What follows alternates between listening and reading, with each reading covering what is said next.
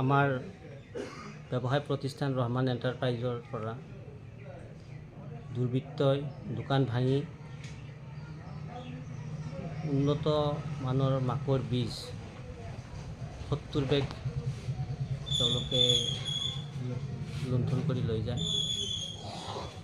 ইতিমধ্যে আমি ৰামদিয়া আৰক্ষী চকীত অভিযোগ দিছিলোঁ। তেখেতসকলে আহি ইয়াত প্ৰথম পৰ্যায় অনুসন্ধান কৰি গ'ল আৰু আমি আইনৰ ওপৰত বিশ্বাসী।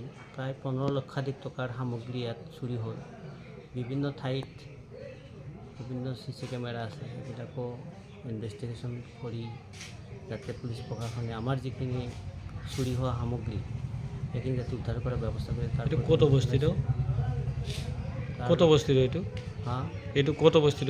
এইটো মিলপাৰাত। আৰু আটাইতকৈ ডাঙৰ কথা মিলপাৰা এনেকুৱা এটা ঠাই য'ত নেকি বহু বস্তু বাহিৰত পৰি থাকিলেও চুৰে চুৰ নকৰে।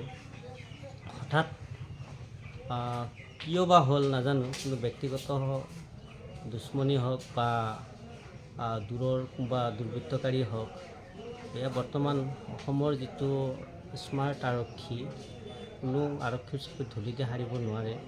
মোৰ দৃঢ় বিশ্বাসী এই চুৰ কাণ্ডৰ লগত জড়িত থকা প্ৰতিগৰাকী ব্যক্তি ধৰাত পৰিবই।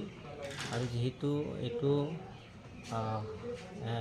মাকৈখিনি যিটো আছে সেইটো সম্পূৰ্ণ মানে কোম্পানীৰ পৰা সকলো নাম্বাৰ দিয়া থাকে, গতিকে আমি পুলিচ প্ৰশাসনক সকলোখিনি অৱগত কৰিছোঁ আৰু দোষীক যিমান সোনকালে পাৰে কৰায়ত্ব কৰি আৰক্ষীয়ে তদন্ত আৰম্ভ কৰিছে। হয়, আজি তদন্ত আৰম্ভ কৰিছে। তেখেতসকলে আহি ইনভেষ্টিগেশ্যন কৰি গৈছে। গতিকে আমিও যিমান পাৰোঁ তেখেতসকলক সহায় কৰিম আৰু তেখেতসকলৰ পৰা বিশ্বাসী তেখেতসকলে যি দুষ্কৃতিকাৰী কাণ্ড সংঘটিল তেওঁলোকক ধৰাত পেলাব।